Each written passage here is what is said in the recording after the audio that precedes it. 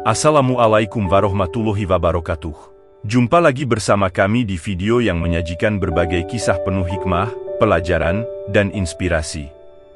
Video kali ini akan menyajikan kisah tentang salah satu sosok penting di balik keberhasilan Imam Ibnu Hajar al-Asqalani rahimahullah sebagai ulama besar yang karya-karyanya masih tetap menjadi rujukan hingga sekarang. Selamat menyimak dan semoga bermanfaat.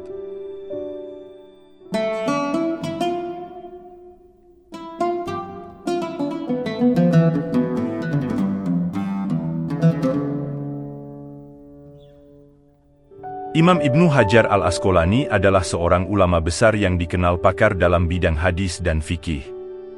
Salah satu masterpiece-nya ialah Fathul Bari, kitab syarah atau penjelasan atas kitab Sahih Bukhari yang memiliki kedudukan sangat penting di kalangan Ahlus Sunnah. Para ulama hadis menyanjung kitab ini dengan ungkapan, La hijrota badal fath. Maksudnya, tidak ada lagi kitab syarah Sahih Bukhari setelah Fathul Bari dalam hal keunggulan pada berbagai sisinya. Kitab Fathul Bari itu sendiri menggambarkan akan keluasan dan kedalaman ilmu sang imam yang lahir di Mesir pada tahun 773 Hijriah tersebut. Di balik kepakaran, popularitas, dan penghormatan para ulama kepada Ibnu Hajar, ternyata terdapat satu sosok luar biasa yang sering lepas dari perhatian dan jarang diungkap dalam buku-buku sejarah. Sosok tersebut ialah Unshotun binti Abdul Karim, putri seorang bangsawan Mesir yang merupakan istri dari sang imam. Hubungan dan cinta kasih antara Ibnu Hajar dan Unshotun ini merupakan representasi yang pas dari sebuah pepatah yang berbunyi, di balik suami yang sukses, ada sosok istri yang luar biasa. Lantas, siapakah Unshotun binti Abdul Karim yang selalu setia mendampingi sang ulama besar tersebut? Unshotun binti Abdul Karim lahir di Mesir pada tahun 780 Hijriah. Meski lahir dari keluarga bangsawan Mesir yang terpandang dan hidup di lingkungan ulama terkenal di zamannya, ia bukan termasuk orang yang dikenal dan tidak tercatat sebagai orang-orang tenar. Sejak kecil ia hidup layaknya hidup para putri bangsawan. Pendidikan yang diraihnya cukup tinggi. Kecerdasan dan ketajaman pikirannya yang luar biasa membuatnya dijadikan rujukan oleh para wanita bangsawan lain bahkan saat ia baru menginjak usia dewasa. Takdirlah yang menjodohkan putri bangsawan Mesir ini dengan Ibnu Hajar. Pada bulan Syaban tahun 798 Hijriah, Mesir menjadi saksi kebahagiaan Ibnu Hajar dan Unshotun binti Abdul Karim yang melangsungkan pernikahan mereka. Saat itu, Ibnu Hajar berusia 25 tahun, sedangkan Unshotun binti Abdul Karim berusia 18 tahun. Ibnu Hajar yang seorang pencinta dan ahli ilmu, dipersatukan dalam sebuah ikatan pernikahan dengan seorang perempuan salehah yang juga sangat mencintai ilmu. Sungguh, pasangan yang sangat serasi. Unshotun binti Abdul Karim pun memasuki dunia baru. Kini, ia telah resmi menjadi pendamping Imam Ibnu Hajar, seorang ulama tersohor di zamannya sekaligus ahli hadis yang tiada bandingnya. Dengan penuh kesabaran, ia belajar hadis di rumah kepada sang suami dan seiring dengan berjalannya waktu, ia menjadi perempuan yang memiliki pengetahuan luas akan ilmu hadis sekaligus menjadi salah satu dari ahli hadis perempuan yang sangat jarang didapati pada masa itu. Nama Unshotun binti Abdul Karim pun mulai dikenal di kalangan para pencinta ilmu. Ia mulai disibukkan dengan aktivitas mengajarkan ilmu hadis yang ia pelajari dari sang suami. Seperti suaminya, ia pun memiliki banyak murid. Namun, di tengah-tengah kesibukannya mengajar, ia tetaplah seorang perempuan seperti kebanyakan perempuan lain, gemar memasak dan membuat kue. Ketika murid-muridnya menamatkan bacaan kitab Sahih Bukhari, ia pun membuat jamuan dengan menghidangkan kue, makanan, dan buah-buahan.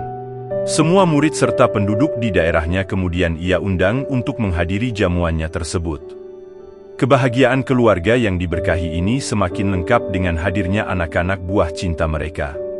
Setelah 4 tahun menanti, Allah berkenan memberikan keturunan pertama kepada mereka, yakni seorang anak perempuan yang mereka beri nama Zain Hotun. Jarak dari satu anak ke anak yang lain hampir rata, yaitu sekitar 3 tahun. Allah memberikan putri kedua yang diberi nama Farhah. Berikutnya yang ketiga, juga seorang putri yang diberi nama Gholiyah.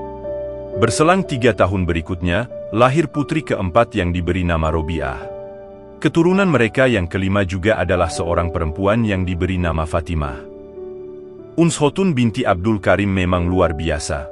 Ia bukan hanya pencinta ilmu, tetapi juga perempuan yang sangat mencintai, berbakti, serta taat kepada sang suami. Inilah yang membuat Imam Ibnu Hajar selalu merindukannya. Ketika Ibnu Hajar harus pergi menuju Makkah untuk menuntut ilmu, jarak Mesir dan Makkah telah mengukir kerinduan di hati Ibnu Hajar. Kerinduannya kepada sang istri dan kelima putrinya itu sempat ia untai dalam bait-bait syair yang sangat indah dan mendalam. Sepulang dari Makkah, Ibnu Hajar kemudian diminta oleh sang istri untuk menemaninya menunaikan haji. Ibnu Hajar pun mengabulkan permintaannya dan pergi menemani sang istri tercinta membangun kebersamaan dalam balutan ibadah. Seusai menunaikan ibadah haji untuk yang pertama kalinya itu, timbullah rasa rindu pada diri Uns Khotun kepada tanah suci. Kurang lebih 15 tahun berikutnya, ia meminta izin kepada suaminya untuk kembali menunaikan haji. Ibnu Hajar mengizinkannya dan ia pun kembali menunaikan ibadah haji ke Makkah dengan ditemani Yusuf Shahin, cucunya yang masih kecil. Bersama kebahagiaan ini, Allah ternyata mempunyai kehendak lain. Kebahagiaan Uns Khotun bersama sang suami tercinta dan anak cucunya harus menghadapi takdir Allah. Satu persatu putrinya meninggal. Putrinya yang ketiga dan keempat meninggal terlebih dahulu setelah tertimpa penyakit yang mewabah waktu itu. Beberapa tahun berikutnya, putri pertamanya menyusul kedua adiknya. Selanjutnya, giliran Allah memanggil putrinya yang kedua dan terakhir.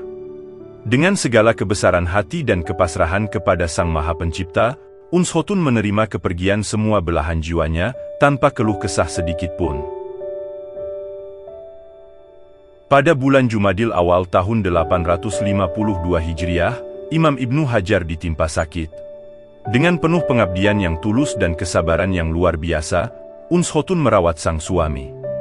Sakit yang diderita suaminya itu berlanjut selama 7 bulan lamanya hingga pada malam Sabtu tanggal 28 Zulhijjah tahun 852 Hijriah, Uns Khotun harus ikhlas melepaskan orang yang paling ia cintai dalam hidupnya itu.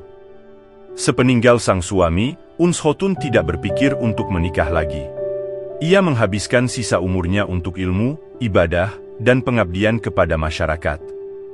Pada usianya yang ke-87 tahun, tepatnya pada bulan Rabiul Awal tahun 867 Hijriah, Uns Khotun binti Abdul Karim wafat, kembali kepada penciptanya menyusul sang suami tercinta. Semoga Allah yang Maha Pengasih dan Penyayang merahmatinya. Terima kasih telah meluangkan waktu untuk menonton dan menyimak video ini. Salam sukses dan bahagia.